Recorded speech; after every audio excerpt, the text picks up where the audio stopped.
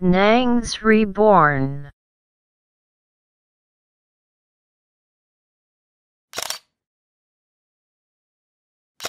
Waouh!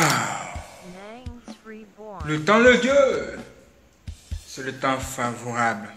Même la parole de Dieu dit, il y a un temps pour toutes choses. Ecclésiaste 3, verset 1. Mes frères et sœurs, bienvenue sur Nangs Reborn. Et c'est encore un réel plaisir pour nous de vous recevoir sur Nangs Reborn.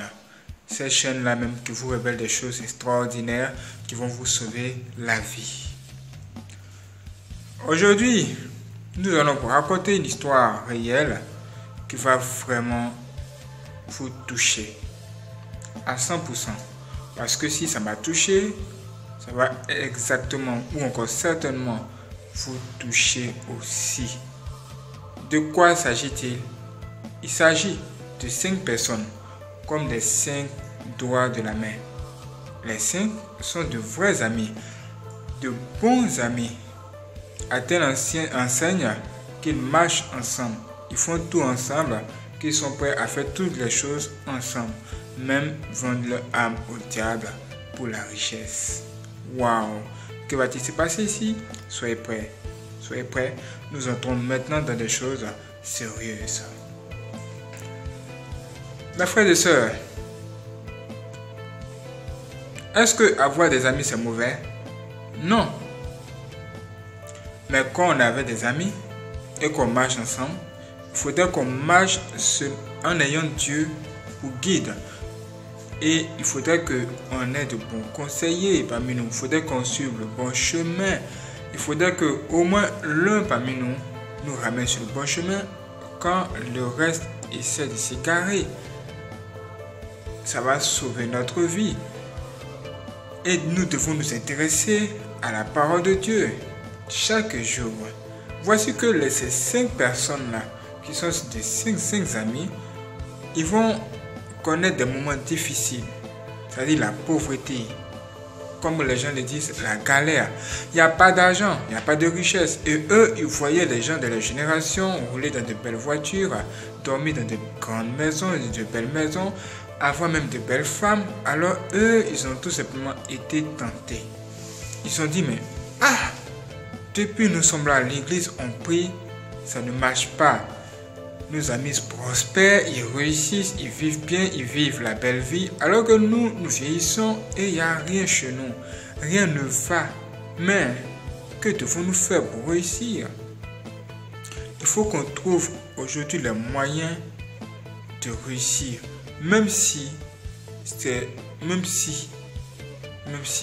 il faut nous-mêmes nous livrer notre sang pour réussir, nous allons tout faire pour réussir. Voici les pensées que les 5 amis ils avaient. Voici les pensées que ces gens-là, ces 5 personnes, ils avaient. Et à force de mûrir cette pensée-là, le diable les a visités. Et l'un parmi eux a découvert, ou encore il a appris qu'il y a une personne très riche qui pourrait les aider à devenir eux aussi très riches. C'est ainsi qu'ils se sont rendus chez quelqu'un qui était un patron d'un secte. Vous connaissez les sectes là, les sectes des milliardaires, les sectes des riches là. C'est-à-dire c'est une personne qui sont allés voir pour que la personne les aide à devenir eux aussi riches. C'est-à-dire que cette personne elle-même, elle est riche et elle peut vous rendre riche. Mais ce n'est pas gratuit. Ce n'est pas gratuit. Ça a des conditions. Ça a des conditions. Et il faut payer le prix. Quand ils sont arrivés chez cet homme ne les a pas menti. Il n'a pas manqué même de leur révéler la vérité. Il leur a dit toute la vérité sur ce qui allait se passer. Qu'est-ce qu'il leur a dit? Il leur a dit que nous allons faire une cérémonie au cours de laquelle vous allez avoir des changements chez vous. Vous allez devenir riche. Mais vous serez riche pendant 10 ans. 5 plus 5, ça fait 10. Ils seront riches pendant 10 ans. Après les 10 années, ils vont tous perdre la vie, l'un après l'autre. Et ils devaient réfléchir et trouver la décision finale. Quand ils se sont retrouvés plus tard, d'ailleurs, ils ont commencé à causer et discuter pour voir qu'est-ce que chacun pense de cette histoire. Il y a un parmi eux qui a dit, franchement, devenir riche c'est bon, mais mourir aussi après 10 ans, c'est quand même compliqué. C'est quand même grave. Il y a d'autres qui ont dit, mais il y a des personnes qui sont venues sur la terre, comme le Seigneur Jésus-Christ. Lui, c'est seulement à 30 ans, il a prospéré et il est mort après, il n'a pas duré sur la terre. Donc, pourquoi pas ne pas faire un truc pareil, même si c'est devenu pour devenir riche, un moment il mourir après. Finalement, après les discussions, ils ont trouvé un terrain d'entente. Et ils ont décidé de se rendre sur ce monsieur encore pour faire le rituel, encore participer à cette cérémonie. Quand ils sont arrivés là-bas, tenez-vous bien, quand ils sont arrivés là-bas et qu'ils ont accepté toutes les conditions, ils sont entrés dans la chambre secrète de cet homme où se trouvaient 5 cercueils. Puisqu'ils sont 5, il y avait 5 cercueils là-bas. Et eux, ils devaient dormir dans ces cercueils-là. Ils devaient se coucher dans ces cercueils-là. Ils se sont couchés dans ces cercueils-là, vivants. Et le monsieur a refermé ces cercueils-là sur eux. Il a fait des invocations. Il y a eu la fumée. Peu de temps plus tard, quand il a ouvert le premier cercueil, le premier s'est réveillé. Le second s'est réveillé. La troisième personne s'est réveillée.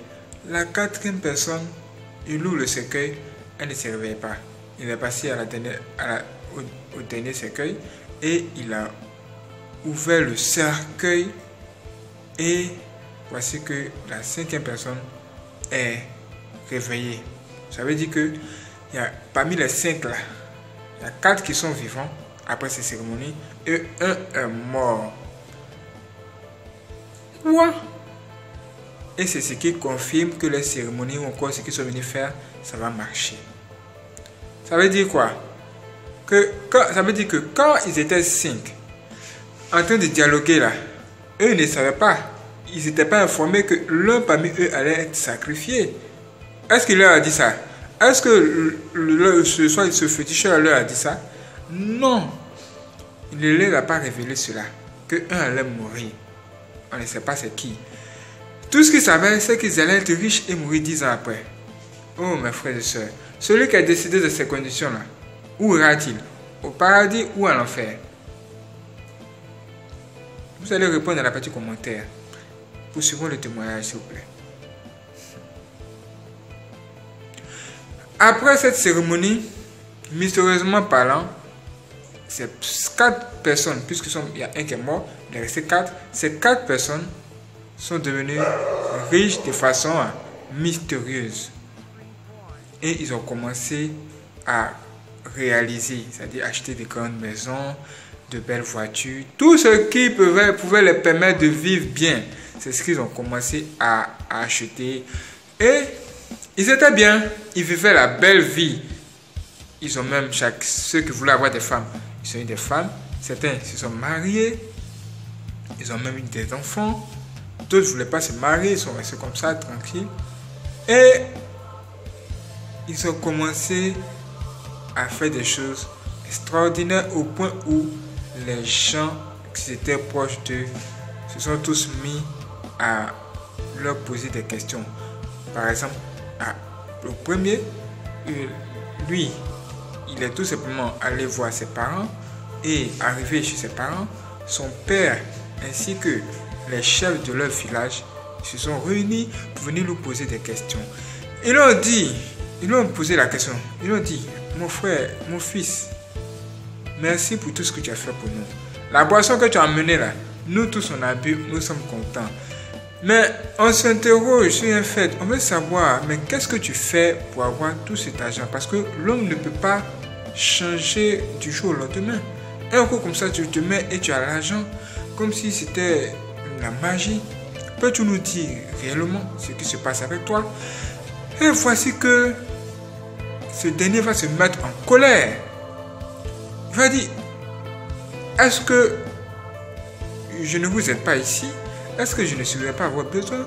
Mais pourquoi vous ne pouvez pas laisser un jeune homme d'affaires prospérer dans ses affaires? Je construis des routes et des business, je suis un homme d'affaires, je fais des constructions, je fais ceci, cela. Il ne veut pas dire la vérité, donc il est en train de mentir, il est en train de même de les accuser pour ne pas qu'on sache ce qu'il fait en réalité. Finalement, qu'est-ce qu'il a dit? Un sorcier ne dira jamais qu'il est sorcier. Un sataniste ne dira jamais qu'il est sataniste. C'est pas possible. Sinon, il va mourir. Donc c'est impossible chez eux. C'est pas possible. C'est pas autorisé. À condition qu'ils croisent une puissance supérieure.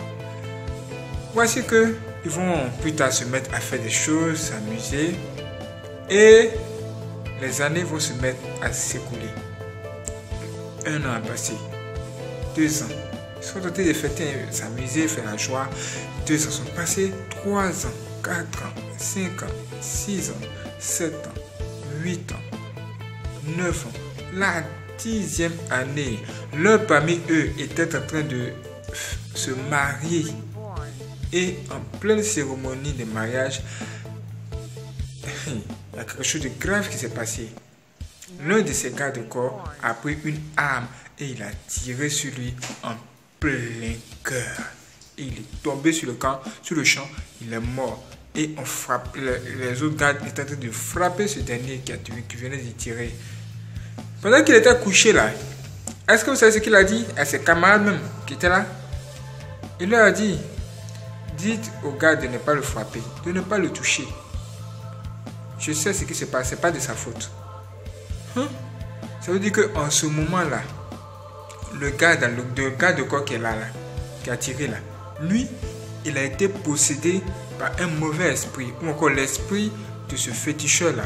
Et c'est ce féticheur-là, depuis le monde des ténèbres là-bas, qui a dirigé son esprit sur cet homme afin de le pousser à tirer sur ce dernier parce que son temps est venu pour qu'il meure. Mes frères et sœurs. Et si cet homme qui a reçu la balle, s'il n'avait pas dit cela, qu'est-ce qui allait se passer avec ce gars de corps? Les gens allaient dire, c'est lui qui l'a tué, et ils allaient l'emprisonner à vie, alors que c'est un esprit qui l'a possédé. C'est pourquoi nous devons tous avoir le Seigneur Jésus-Christ dans notre vie comme une protection. Mais là, vous allez comprendre plus tard pourquoi. Vous allez comprendre. C'est pas encore fini. C'est loin d'être fini. Ça ne fera commencer. Plus tard, les 3 maintenant qui sont restés là, ils vont se rendre chez leur féticheur. Celui-là même qui a fait ce rituel-là. Ils vont se rendre chez lui. Et quand ils vont arriver chez lui, vous savez la question que ce dernier va leur poser. Il va leur dire, mais combien de temps avez-vous fait chez vous avant de venir chez moi, avant de venir me voir? Vous m'avez oublié. C'est parce qu'aujourd'hui vous êtes dans les problèmes, vous êtes de retour ici. Vous vous êtes livré à la joie sans savoir que le temps allait s'écouler et qu'un jour, l'heure serait venue pour que vous-même vous donniez votre vie en sacrifice. Maintenant que vous êtes là, que voulez-vous que je fasse pour vous?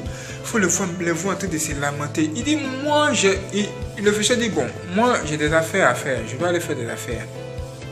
Donc, si vous voulez que je vous aide, restez chez moi ici. Je vais faire les affaires, quelque chose de temps, je vais mettre là-bas. Attendez-moi. Et ceux-là même qui sont censés être des hommes d'affaires, ils ont été obligés d'attendre ce monsieur-là pendant combien des heures avant qu'il n'arrive. Parce que c'est lui qui tient maintenant leur fille. Mes frères et sœurs, des gens qui sont riches, respectés dans le pays, on les voit avec de belles voitures, de belles maisons. Voici de telles personnes qui sont liées à de telles pratiques occultes. Pourquoi? La richesse. Et voici qu'ils sont dans des problèmes. ils sont agenouillés devant un humain afin que cet humain-là l'aide à sauver leur âme ou encore leur vie. Il ne veulent pas mourir. Et quand cet homme est revenu, ce féticheur est revenu, il leur a posé la question: est-ce que vous savez ce que vous devez faire pour rester en vie? Ils disent non, ils ne savent pas. Il dit: pour rester en vie, vous devez échanger une vie contre la vôtre. C'est-à-dire, vous devez sacrifier des personnes à votre place. Et c'est la vie de ces personnes-là que vous allez prendre pour vivre. Vous les voir maintenant en train de réfléchir. Qui vont-ils sacrifier? Qui vont-ils sacrifier? Et le féticheur a commencé à les regarder et à prendre les réponses de chacun d'eux. Il attend. Il y a un qui a dit: puisque c'est comme ça, lui, il va sacrifier sa femme et ses enfants. Sa femme et ses enfants, il va sacrifier. Vous voyez comme il y a quelque chose de mauvais en l'homme. Vous voyez comme il est important d'avoir Dieu dans sa vie et de demander à Dieu de nous guider dans nos choix. C'est parce que souvent là, quand vous faites de mauvais choix, vous pouvez tomber sur des satanistes avec qui vous allez vous marier. Et s'ils doivent faire des sacrifices, si vous n'avez pas le Seigneur Jésus-Christ dans votre vie, vous risquez vous-même d'être sacrifié. C'est le moment de vous réveiller, mes frères et sœurs, et d'accepter le Seigneur Jésus-Christ. Même si c'est un sorcier qui tient tout dans ta famille, il peut sacrifier son frère, ou bien sa sœur, ou bien son père, ou bien sa mère. Bon, je vais peut-être trop vite, vous allez voir ce qui va se passer par la suite. Et voici que le second, lui, il a une mère, il a sa mère qu'il aime beaucoup. On lui a demandé de sacrifier sa mère. Et il y a un autre encore, puisqu'ils sont trois, il y a un autre encore. Lui, on lui a dit: toi, tu dois être paralysé. Paralysé à vie. Tu ne vas plus marcher, mais tu auras ta richesse.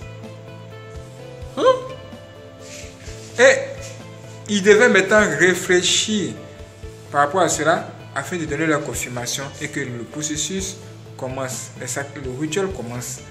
Et ils se sont rendus tous chez eux à la maison. Il faut les voir en train de discuter. Les trois amis, ils étaient 5 au départ. 2 sont morts. Maintenant, il reste 3. Il faut les voir en train de discuter. Ah, qui je vais sacrifier? On dit de sacrifier ma femme et mes enfants. Il y a un qui dit: mais si tu sacrifies ta femme et tes enfants, il y a plein de femmes qui sont jolies ici. Tu peux prendre une autre femme. Tu peux avoir des beaux enfants même encore. Des enfants encore plus beaux. Mes frères et sœurs. Mes frères et sœurs. Vous voyez comme il y a le mal dans l'homme. L'homme ne veut pas mourir, mais il veut voir plutôt son ami mourir.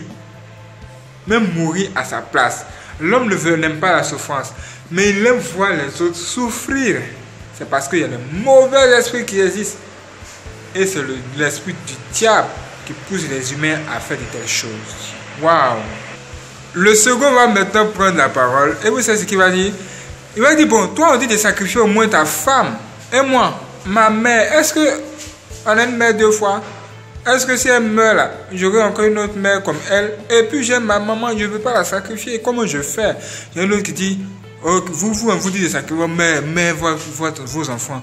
Et moi on dit: je serai paralysé. Je serai paralysé ici et puis les gens vont profiter de ma richesse. Alors que c'est moi-même, j'ai sacrifié ma vie pour ma richesse. Et ils vont profiter de ma richesse. Pourquoi? Et puis voici mon oncle qui vient avec son enfant. Il me dit d'aider son enfant à devenir riche. Ou encore à s'en sortir. Il veut investir dans une affaire pour lui. Et il me demande de l'aider. Donc je lui donne ma richesse. Et l'autre a pris la parole pour dire: mais si tu dis à ton oncle d'où te vient ta richesse là, il va fuir pour te laisser ici. Mes frères et sœurs, car il est honteux ce que les gens font dans le secret. Parce que ce qu'ils font dans le secret pour avoir la richesse là, ce qu'ils sont, mes frères et sœurs, c'est mauvais. En même temps, c'est vilain. Ils ne vont pas vous dire comment ils ont fait pour avoir la richesse, mais il y aura des choses qui vont vous confirmer cela. Plus tard, ils se sont rendus sur ce féticheur parce qu'ils ont pris la décision de faire des sacrifices. Et le sacrifice qu'ils ont décidé de faire là, ça consistait pour l'un à tuer ses enfants, sa femme et ses enfants, pour l'autre à tuer sa mère, l'autre est paralysé. Celui qui devait être paralysé, il a dit franchement, lui pour faire mourir au lieu d'être paralysé. Donc il a refusé. Et les deux autres maintenant c'était dans un dilemme, un problème. Et ils devaient savoir chercher à sacrifier leurs parents ou encore tous ceux qui sont avec eux. Voilà, comme leur père, leur maman et les enfants et la femme pour les uns. Donc, c'est devenu un problème. Vous voyez, c'est difficile à dire parce que ce sont des choses vraiment graves. Malheureusement, ils vont accepter et ils vont se mettre à faire des choses. Pour celui qui devait sacrifier ses enfants et sa femme, lui, c'était prévu que sa femme et ses enfants meurent par accident. Il a acheté une nouvelle voiture. Il dit, ma chérie, tiens, c'est ta voiture. Monte dedans, rentre dans cette voiture, sois à l'aise. Hein? Alors que la voiture, elle était prévue que cette nouvelle voiture aille faire un accident. Et lui, il était à la maison et il attendait que cet accident-là ait lieu. Malheureusement, c'est échoué. La première tentative a échoué. La seconde a échoué. On ne sait pas pourquoi, mais ça a échoué. Il est tombé du coup. Et il s'est retrouvé où? À l'hôpital. Pendant qu'il était à l'hôpital là-bas, l'autre aussi, il a rencontré un problème. Sa maman, il a acheté un nouveau vêtement. Il lui a donné mystique dans le monde des ténèbres. Un nouveau vêtement qu'il devait tout simplement donner à sa mère. Voici que il a donné ce vêtement à sa mère et il a forcé sa mère à porter ce vêtement-là obligatoirement pour le suivre. C'est-à-dire il a fait un truc du genre, il allait sortir, aller dans une cérémonie accompagné de sa mère et c'est là il a obligé sa mère, forcé sa mère même à porter ce vêtement. Mes frères et sœurs, malheureusement aussi, ça a échoué. Et quand ça a échoué, les deux quand même, ils étaient étonnés parce qu'ils savaient que si ça échoue, c'est eux, ils allaient sacrifier. Et lui aussi, plus tard, il est tombé malade. Voici, les deux personnes sont tombées malades. Et la troisième personne n'est pas tombée malade, mais il a commencé à dilapider tout son argent. Il n'a plus d'argent. Il est devenu sans argent. Et il marche maintenant dans la rue. Il dort même dans une école. Voici que la femme qui devait être sacrifiée là, elle sera à l'hôpital avec son mari. C'est-à-dire, son mari est à l'hôpital et elle est là, elle regarde son mari en train de pleurer. Ah, qu'est-ce qui ne va pas? On fait le diagnostic, il n'y a rien. On fait tout ce qu'il faut, il n'y a rien. Quand on recherche tout, on voit qu'effectivement, tout va bien chez toi, mais qu'est-ce qui ne va pas avec toi? Et voici que, Dieu merci, une femme docteur qui est venue et elle leur a dit, franchement, on a tout fait, ça ne marche pas. Moi, je te recommande de prier. Elle dit, mais franchement, on a tout fait. Mais moi, je ne suis pas chrétienne. Comment je fais? Elle a dit, il y a une femme prophétesse qui arrive ici. Quand elle va venir là, elle va vous dire ce qu'il faut faire. Crois-moi, c'est moi. Elle va vous aider. Elle a prié pour des gens, ils ont été guéris ici. Je pense que Dieu peut intervenir à sa faveur. Mes frères et sœurs, voici le témoignage là qu'elle a. Voici que la prophétesse est venue et dès qu'elle est arrivée là et qu'elle a vu cet homme, elle l'a reconnu. Elle l'a reconnu tout de suite. Et elle a dit à sa femme, réveille ton mari s'il te plaît. Et elle a réveillé son mari. Quand elle a réveillé son mari, la prophétesse a posé une question à son mari. Est-ce que tu me reconnais? Il a ouvert les yeux comme ça. Puis il la regarde. Oui, je te reconnais. Sur le lit de l'hôpital, en train de souffrir. Il a reconnu tout de suite. Parce qu'il sait ce qui s'est passé. En fait, quand il était dans la galère, là, dans les problèmes, là, il allait voir la prophétesse. Et la prophétesse, là, Dieu lui a révélé que il allait bénir cet homme en son temps. Et que lui devait attendre son temps. Mais il a été trop pressé. Il s'est rendu dans cette secte-là. Et voici qu'ils sont dans les problèmes. Et sa prophétesse lui a dit, il faut révéler ce que tu as fait dans le secret. Ce que tu voulais faire par rapport à ta famille, là, ce que tu voulais faire là, il faut révéler ici. D'où te vient toute cette richesse, révèle tout, afin qu'on puisse prier pour toi. Dieu veut sauver ton âme. Il veut te donner une autre opportunité. Voici que cet homme va commencer à se confesser devant sa femme. Quoi? Vous vous imaginez? Il va maintenant dire à sa femme, chérie, la richesse que j'ai là, c'est une richesse qui me vient du monde des ténèbres. J'ai fait un contrat avec le diable et je dois mourir après 10 ans. Donc je dois devenir riche, je dois être riche. Et voici que je ne voulais pas mourir et on m'a demandé de sacrifier quelqu'un. Et je devais vous sacrifier, toi et les enfants. Te souviens-tu le jour où j'ai acheté une nouvelle voiture là? Voilà, c'est ce jour-là que tu devais mourir avec les enfants. Quoi? Faut voir la femme en train de pleurer maintenant. Oh, tu es marié, tu sais même pas qu'il est sataniste. Parce qu'il a l'argent, tu es avec lui. Voici qu'il devait te sacrifier. Si Dieu n'était pas avec toi, tu allais mourir cadeau. Voici qu'il s'est confessé et la femme a prié pour lui. Dieu merci. Dieu a fait grâce. Mais il devait perdre toute sa richesse. Sa maison était là-bas comme ça. Sa grande maison a pris feu. Toute sa maison a été consumée, puis sa maison. Ils se sont retrouvés dans la pauvreté. Ça dit qu'il devait maintenant reprendre tout à zéro. Ce qu'il devait fuir là, c'est ça maintenant. C'est là-bas il est retourné et il doit répondre maintenant. Il doit répondre à zéro. À marcher dans le désert maintenant, tout doucement et avancer. Voici que son autre ami qui est malade là, sa mère qui est à l'hôpital va l'appeler lui aussi pour lui demander mais est-ce que tu peux venir à mon aide? Ton ami est malade à l'hôpital, qu'est-ce qu'on doit faire? Et lui aussi, il allait au secours de son ami. Dès qu'il est arrivé là-bas avec la prophétesse, la prophétesse a dit à cet homme, franchement, tu ne vas pas vivre. Mais il faut te confesser pour que ton âme repose en paix. What? Quand elle a dit ça, il va maintenant se confesser devant sa mère pour dire à sa mère, ah maman, voici ce qui s'est passé. Je devais te sacrifier. Le vêtement que tu portes là, le vêtement qui est sur toi en ce moment là, ce vêtement que je t'ai donné là, c'est ça qui devait t'emporter dans la mort. Tu ne devais pas vivre. Quoi? Ça veut dire que quand vous recevez un cadeau de quelqu'un, priez dessus. Vous ne savez pas ce que les gens du monde des ténèbres font. Ils vous cherchent chaque jour pour vous conduire à la mort. Même en ce moment, je vous parle là. Ils sont là, ils observent tout. Même toi qui regardes la vidéo, ils t'observent. Aujourd'hui, tu découvres la vérité. Accepte le Seigneur. Je dis, Seigneur, je prie, rentre dans ma vie, protège-moi. Sérieusement, garde-moi, je veux marcher avec toi tous les jours de ma vie. Et attends ton temps, que toi-même tu me bénisses. Oh Jésus. Voici que cet homme s'est confessé. Dès qu'il a fini de se confesser net, il a rendu l'âme. Il a rendu l'âme. Et le troisième s'est retrouvé à la rue. Il marchait comme ça. Il dormait dans une école primaire. Waouh, vous ne pouvez pas imaginer. Plus tard, quand ces trois personnes, celui qui allait à l'hôpital s'est rendu à la recherche de cet homme, il a découvert que cet homme dort dans une école primaire. Et quand il s'est rendu dans cette école primaire et qu'il a vu son ami, il a fermé le nez comme ça. Selon vous, pourquoi? Quand quelqu'un ferme le nez là, c'est qu'il y a quel problème?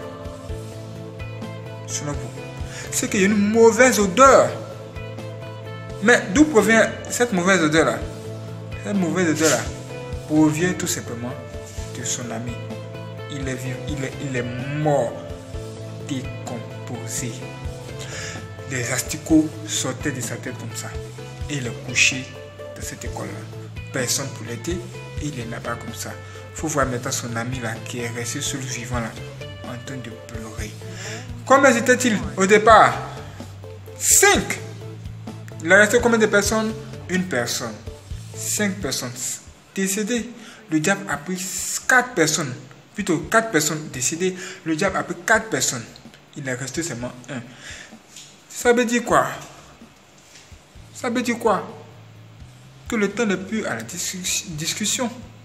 Le diable travaille, il sacrifie des humains, il fait des dégâts dans la famille.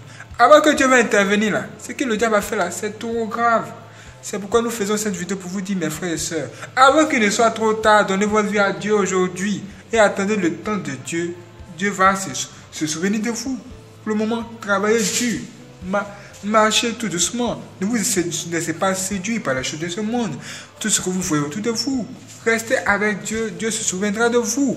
Mes frères et sœurs, hey, tu ne veux pas être riche?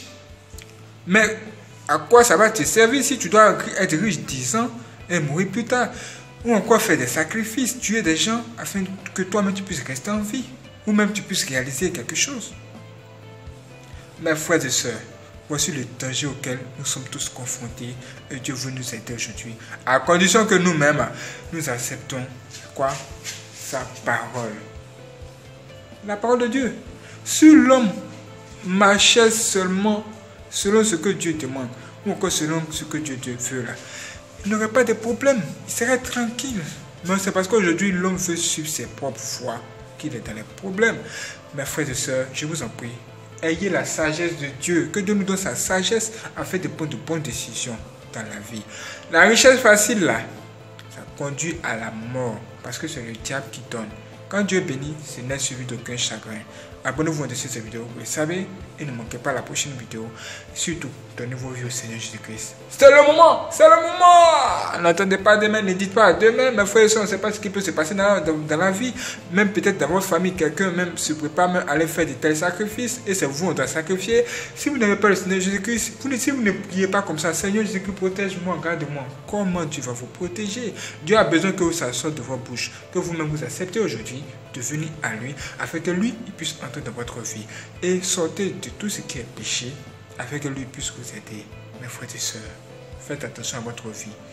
Nous se répondons vous sauver la vie et vous révéler des choses graves qui se passent dans ce monde que vous ignorez, afin que vous marchiez selon les recommandations de Dieu, afin que vous viviez, même après la mort, vous soyez sauvés. Priez pour nous, parce que nous aussi nous sommes attaqués, parce que nous révélons beaucoup de choses. Priez pour tous ceux qui sont dans ces situations, afin que Dieu puisse les aider et les délivrer. Et priez beaucoup pour tous ceux qui sont malades, afin que Dieu puisse les guérir. Partagez cette vidéo à tout le monde, afin que ce que vous avez découvert aujourd'hui, eux aussi puissent découvrir cela, afin qu'ils ne puissent pas faire ce sacrifice, ou encore donner les âmes au diable pour la richesse, ou encore faire de telles pratiques. Sortez de cette histoire de bijoux magiques, ou encore de portefeuille magique. C'est porte-monnaie qu'on vous donne pour la richesse. Abandonnez cela aujourd'hui et revenez à Dieu. Marchez Dieu et travaillez Dieu. Dieu va vous aider aujourd'hui. Dieu va vous aider aujourd'hui. Que Dieu vous protège, mes frères et sœurs. Votre vie compte pour nous et compte pour Dieu. Veillez sur vous-même et veillez sur vos amis en priant pour eux. Partagez cette vidéo s'il vous plaît pour sauver des âmes. Que Dieu vous bénisse. Merci beaucoup. Waouh!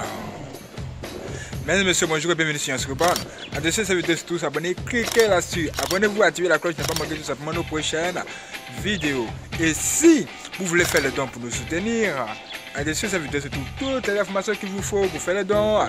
Vous pouvez faire les dons via PayPal ou encore Western Union.